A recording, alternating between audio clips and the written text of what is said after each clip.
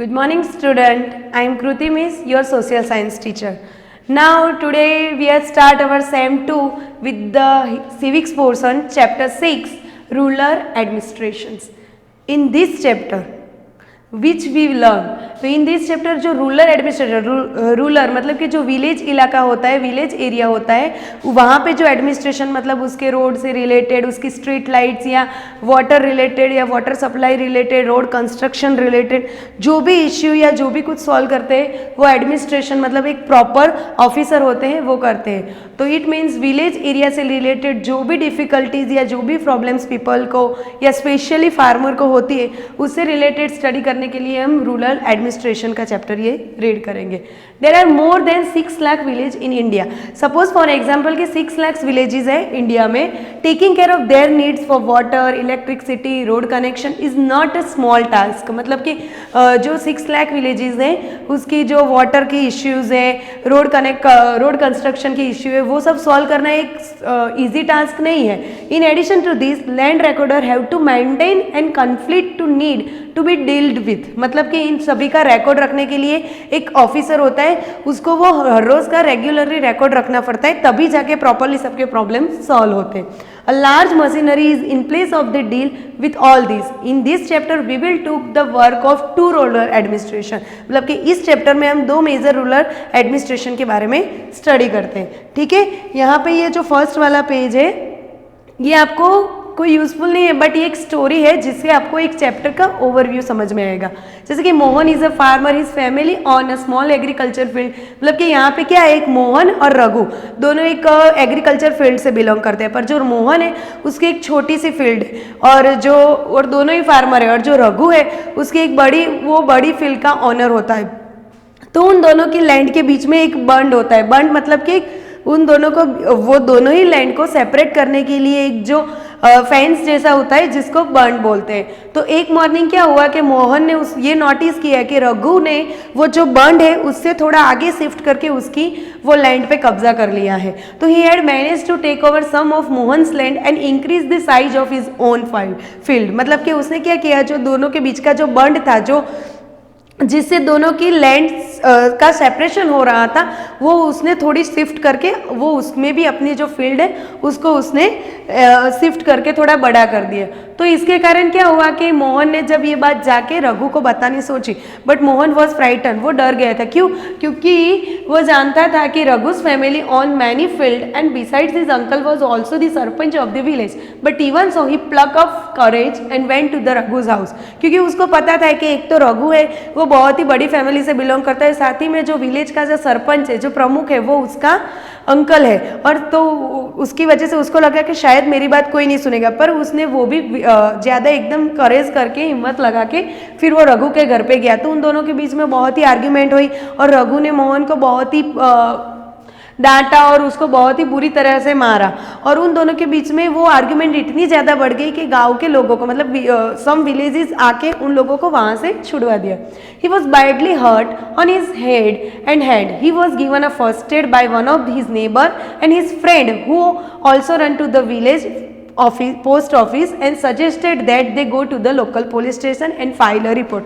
तो उसके जो फ्रेंड्स के मोहन थे, तो उन्होंने उसको जो रघु के साथ उसकी हीट आर्ग्यूमेंट हुई थी, तो उसने उसको वहाँ पे लेके उसकी फर्स्ट एड की और उसको साथ में वो एडवाइस भी दी कि तू नज़दीक के पुलिस स्टेशन में जाके उसके खिलाफ फाइल रिपोर्ट दर्ज करवा. Other were doubtful it was a good idea because they felt they would waste of a lot of money and nothing would come out of it. Some people said that Raghu's family would have already contacted the police station. पर उसमें साथ ही साथ में जो दूसरे villagers थे उन्होंने ऐसा भी एडवाइस दिया कि ये करने से हमारे मनी का वेस्ट ही हो रहा है. क्यों?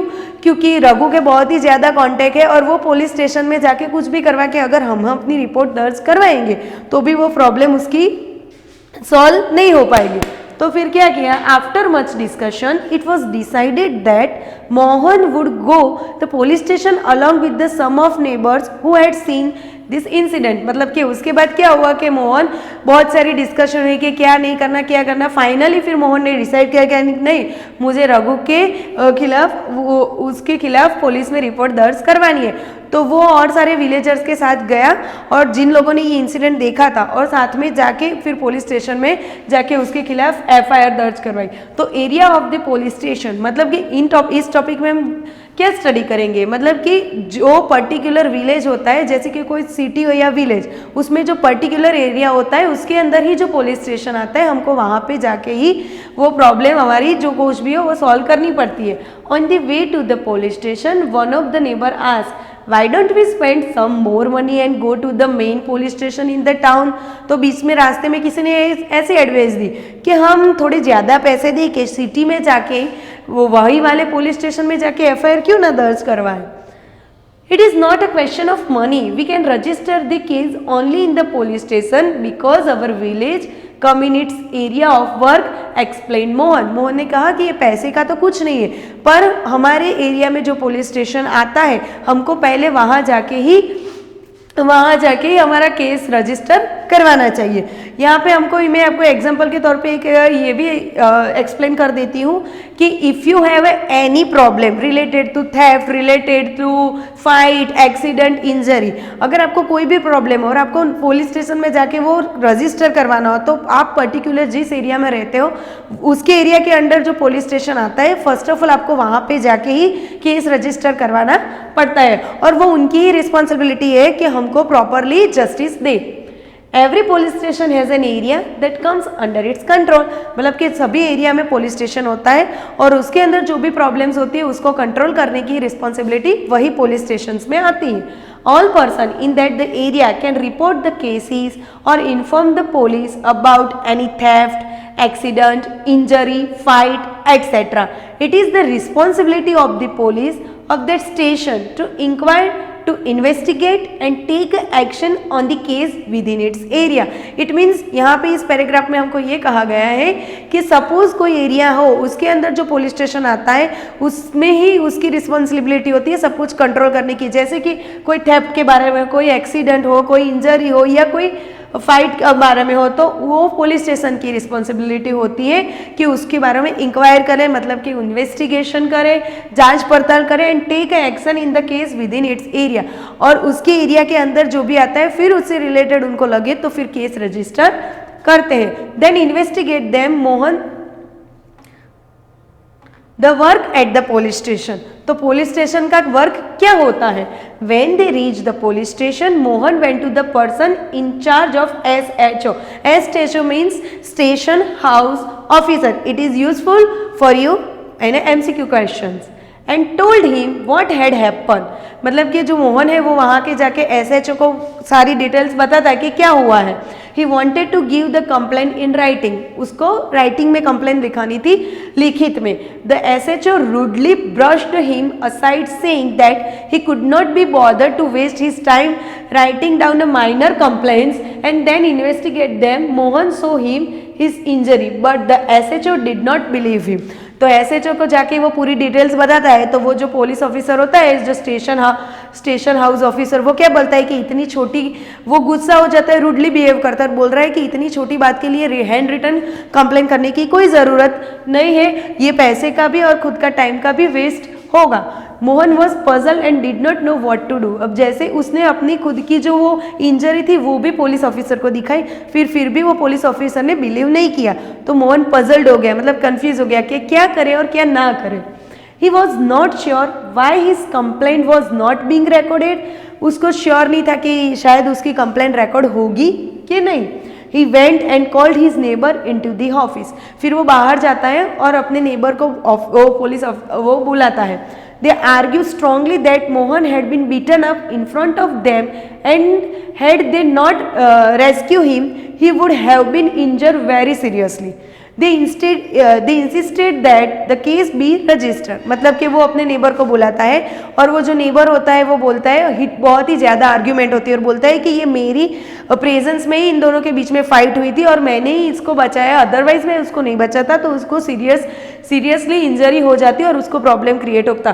तो ये सब बात करने के बाद फाइनली वो जो SHO होता है, station house officer police station का, वो रेडी हो जाता है. Finally the officer agreed and he asked Mohan to write down his complaint and also told the people that he would send a constable the next day to investigate the incident.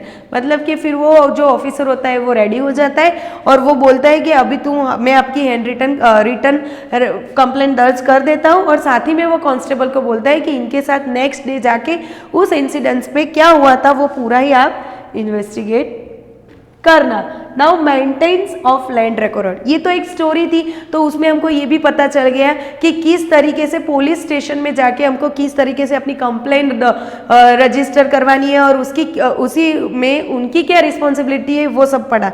अब साथ ही साथ जो village होते हैं उसमें ज़्यादातर लोग farmers होते हैं, इट्स मीन्स लैंड ऑनर होते हैं. तो ये लैंड जैसे कि ये मेरी इतनी लैंड है, suppose that land is that and this land is that, तो ऐसा किया है तो वो रिकॉर्ड कौन रखेगा, तो अब उसके बारे में हम स्टडी करेंगे.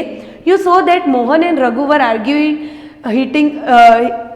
हिटली whether the common boundary of their field and had been shifted. मतलब कि आपने अभी एग्जांपल पे देखा कि क्या हुआ कि मोहन और रघु के बीच में वो लैंड को लेके और वो बाउंड्री को लेके ही बहुत ही ज़्यादा आर्ग्यूमेंट हुई थी, तो फिर और उसके कारण ये प्रॉब्लम क्रिएट हुई थी. तो ये ऐसा ना हो तो उसके कारण क्या होता है, isn't there a way by which they could have settle this dispute in a peaceful manner.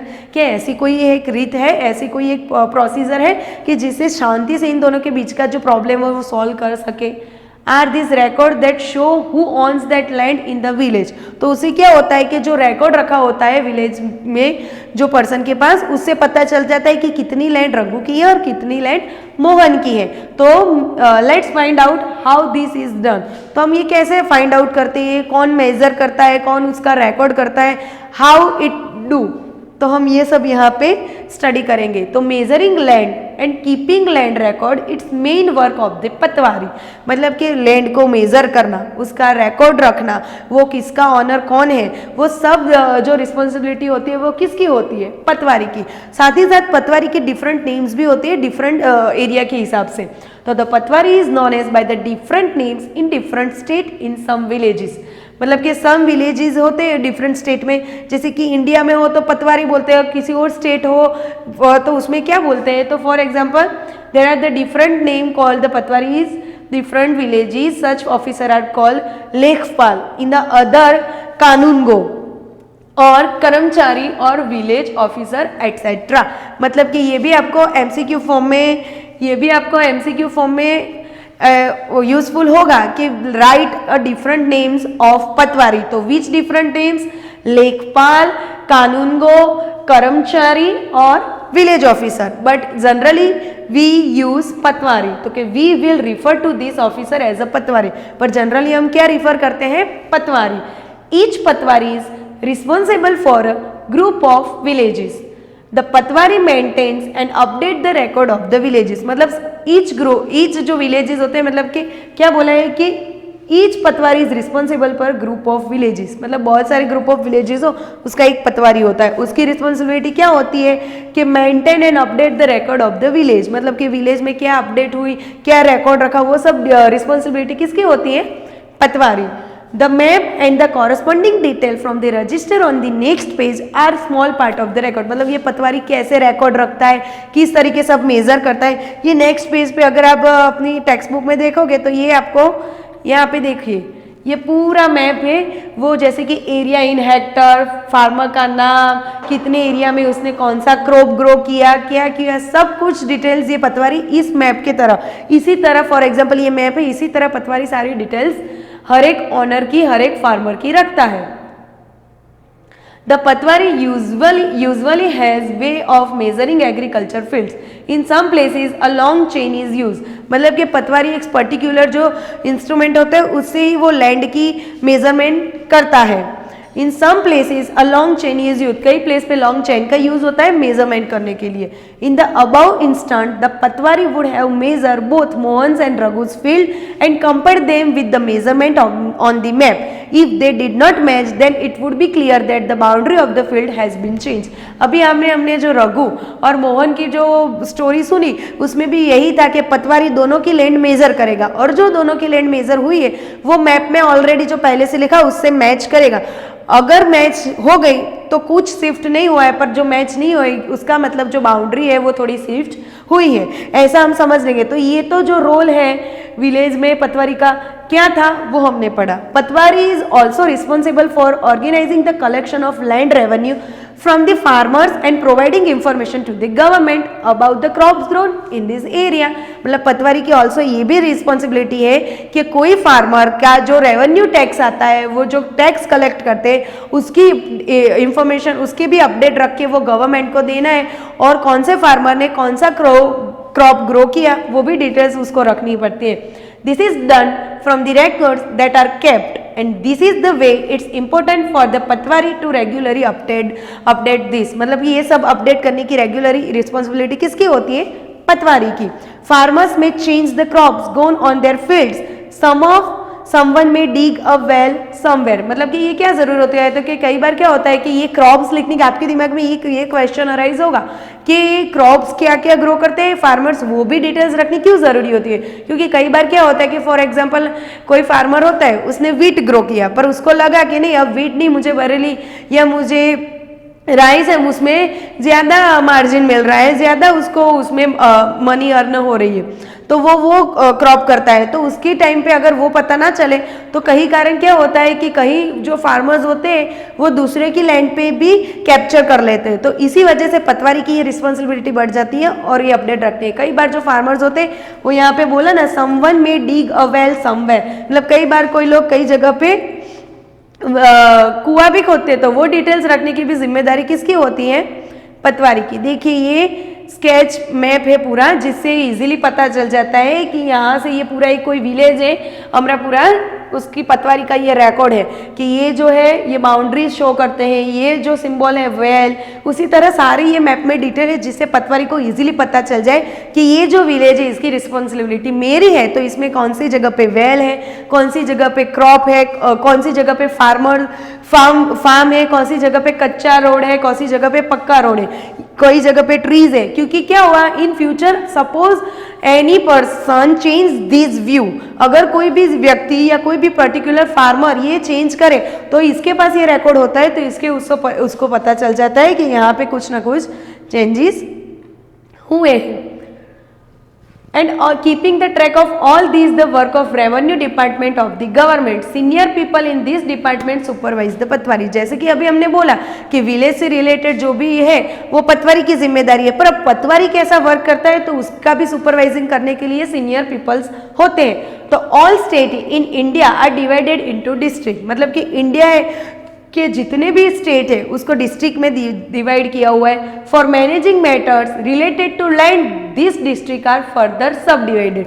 उसी तरह डिस्ट्रिक्ट में लैंड से रिलेटेड हो तो उस डिस्ट्रिक्ट को सब डिवाइडेड में डिस्ट्रिक्ट को भी डिवाइड किया होता है।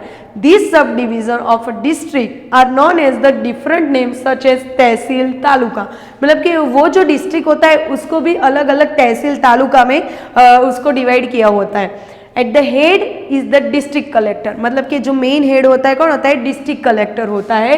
And under her are the revenue officer and also known as the tehsildar, मतलब कि सबसे पहले कौन होता है? डिस्ट्रिक्ट कलेक्टर, उसके बाद क्या होता है? तहसीलदार या रेवेन्यू कलेक्टर, और उसके नीचे आता है पटवारी। ये पूरा है। They have to hear the dispute, they also supervise the work of the patwari and ensure that the record are properly kept and land revenue is collected.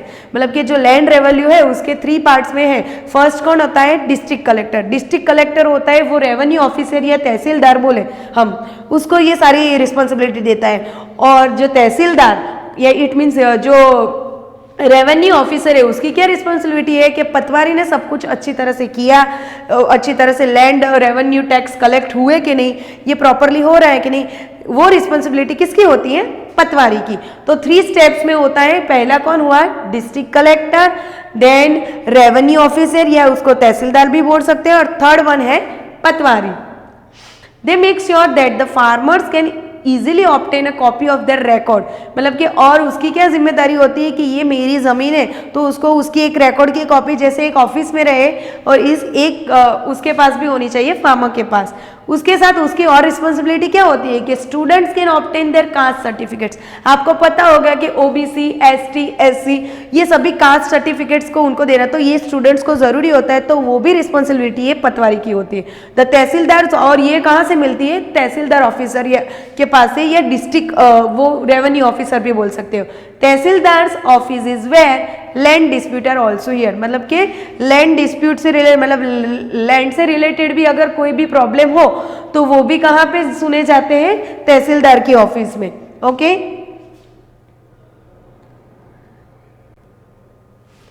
A new law.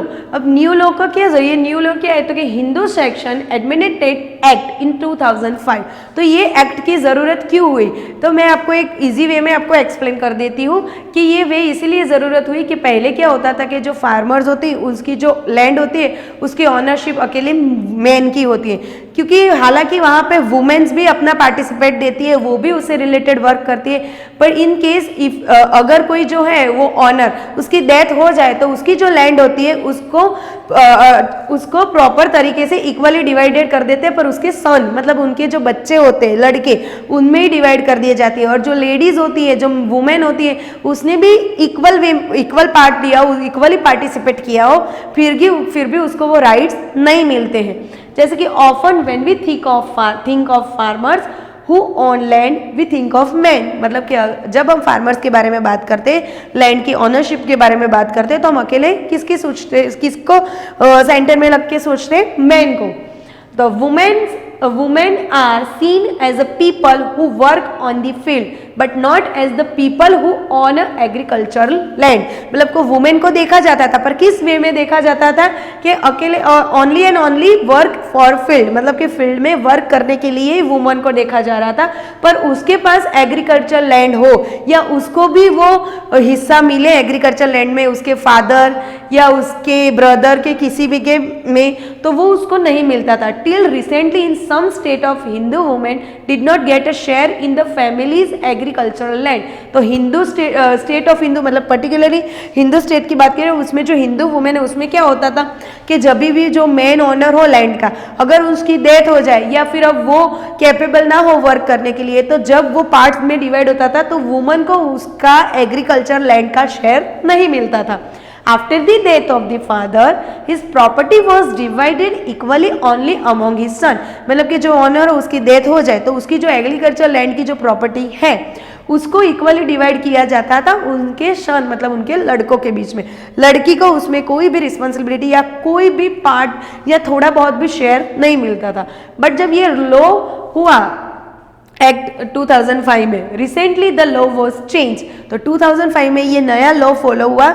Before the 2005 यही follow होता था कि man को ही सब priority मिलती थी, women अकेली work करती थी, पर एग्रीकल्चर लैंड में उसका कोई भी शेयर नहीं था। Recently the law was change. In the new law sons, daughter and their mothers in Hindus family can get an equal share in the land. तो नया रूल क्या हुआ, नया लॉ ये फॉलो हुआ कि सन, डॉटर और उसकी मदर उनको भी इक्वली एग्रीकल्चर लैंड में शेयर देना है। The same law will apply to all states and union territory of the country। मतलब यही पूरा जो लॉ है वो सभी कंट्री और यूनियन टेरिटरी, मतलब सभी जगह में, सभी कंट्री में इसको वो लॉ को फॉलो अप्लाई किया गया। This law will be benefit a large number of women, और इस लॉ के कारण जो लार्ज नंबर ऑफ जो वुमेन्स है उसको बहुत ही ज़्यादा बेनिफिट्स हुआ। फॉर एग्जाम्पल, यहाँ पे एक एग्जाम्पल है कि ये जो लॉ अप्लाई हुआ उसके कारण एक लेडीज होती है, after the death of his father, after the death of his husband and after the death of his son, which responsibility and which share they give. तो क्या हुआ था, एक सुधा करके, Sudha is the eldest daughter of an agriculture family. ये law से क्या benefit हुआ, ये सुधा का एक एग्जाम्पल हमको दिया है, वो मैं आपको समझा दूंगी तो आपको इजीली अंडरस्टैंड हो जाएगा कि what is the use of this new law. और यहाँ पे एमसीक्यू में ये भी आपको यूजफुल होगा कि हिंदू सेक्शन एडमिटेड एक्ट कौन से साल में न्यू लॉ अप्लाई हुआ, तो इन्हें 2005। तो अब ये एग्जाम्पल देख लेते हैं। Sudha is the eldest daughter of an agriculture family. Agriculture family में सुधा सबसे बड़ी डॉटर थी। She is married and lives in a neighbouring village. मतलब कि वो बाजू के विलेज में, उसकी शादी हो गई थी पर पास वाले विलेज में ही वो रहती थी। After her father's death Sudha often comes to help her mother with the farming work. जैसे कि उसके पापा की डेथ हो जाती है, उसके बाद जो फार्मिंग का जो खेत का वो वर्क होता है उसमें वो अपनी मदर को कई बार हेल्प करती थी। तो और मदर हैज आस्क्ड द पटवारी, और ये सब भी ट्रांसफर करना, नाम ट्रांसफर करना और शेयर देना, ये सब भी रिस्पॉन्सिबिलिटी किसकी होती है? पटवारी की। तो उसकी जो मदर है उसने पटवारी को बोला कि transfer the land and enter her name along with the name of all children in his record. मतलब पहले क्या था, उसके जो उनके सुधा के फादर थे तब साले लड़के के ही सारा नाम था उसमें। तो सुधा की मदर ने पटवारी को जाके बोला कि मुझे ये लैंड ट्रांसफर करनी है मेरी बच्चे के नाम पे, और सारे चिल्ड्रन को प्रॉपरली उनका नाम ऐड करना है, इन सभी में उनको भी इक्वली शेयर मिलना चाहिए। तो Sudha's mother confidently organises the farming with the help of the younger brother and sister. मतलब दोनों भाई बहन में आपस में उसकी मदर ने ये शेयर डिवाइड किया। Similarly Sudha also lives with the assurance that if she ever has a problem she can always depend upon her share of the land। तो उससे सुधा को एक श्योरिटी हो गई कि इन फ्यूचर सपोज उसको कोई भी प्रॉब्लम क्रिएट हो, उसको कोई प्रॉब्लम आए, तो वो अपना जो लैंड का शेयर है उस पर डिपेंड होके वो अपनी लाइफ इजीली